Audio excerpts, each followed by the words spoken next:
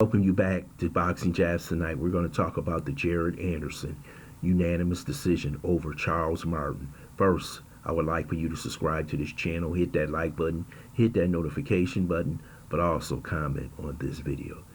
Jared Anderson had his first big step-up fight against former IBF champion Charles Martin. It was truly a gatekeeper fight for Jared Anderson. He came out extremely strong, throwing his jab, throwing that big right hand and that big hook. He seemed like he would just roll over Charles Martin. But Charles Martin had a strategy for Big Baby Anderson. Big Baby Anderson knocked him down in the third round with an overhand right, but it really didn't hurt Charles Martin. Charles Martin gets back up, and as a veteran, he waits for his moment. And it came in the fifth round with the straight left hand right down the center of the pipe. Bam! Right on Big Baby Anderson. And he was hurt. And I mean he was hurt because if Charles Martin was truly a great finisher, he could have finished off Big Baby Anderson.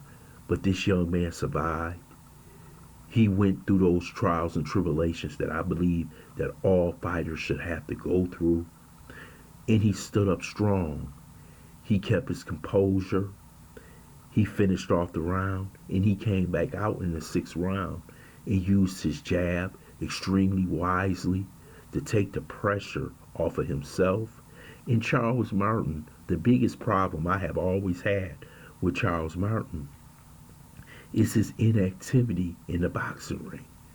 Charles Martin should have imposed himself on Big Baby Anderson. As soon as Charles Martin stood his ground, that's when Big Baby Anderson started having his problems.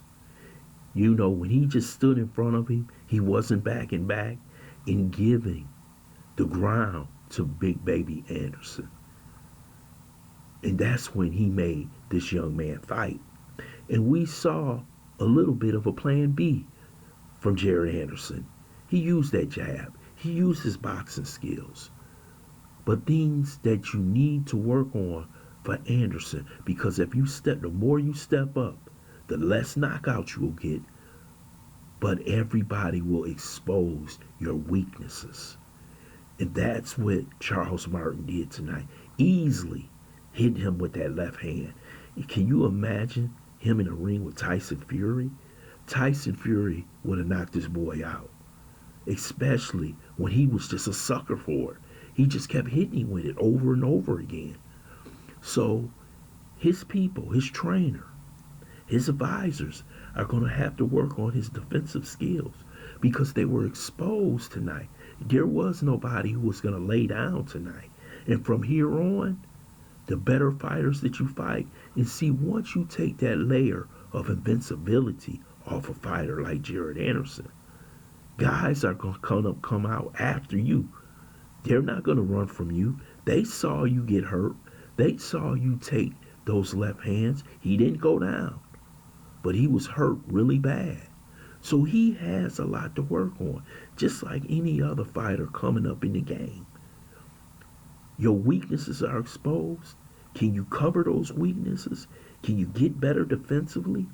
Can you use your offense like he did from 6 to 10? That I thought he was more of a boxer.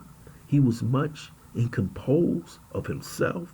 He used the jab, the right hand, and he started throwing excellent body shots. And by the end of the fight, Charles Martin was extremely tired. And that's because of those body shots.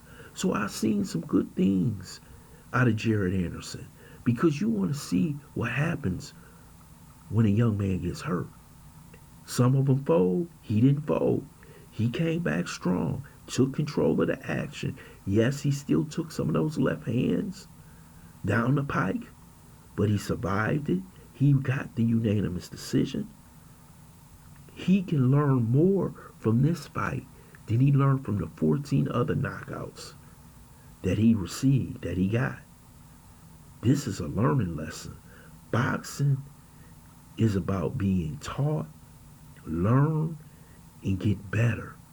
Now his trainer can actually train him better for the simple fact he's going to tell him, see, this is why I told you.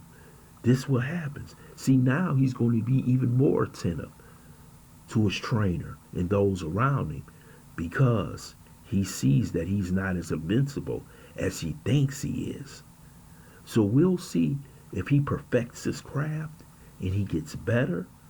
I'm going to look at this real good because I think he has the potential to become heavyweight champion, but he's got a lot to clean up. I want to thank you for listening to Boxing Jabs. I hope you subscribe to this channel, smash that like button, but also share this video.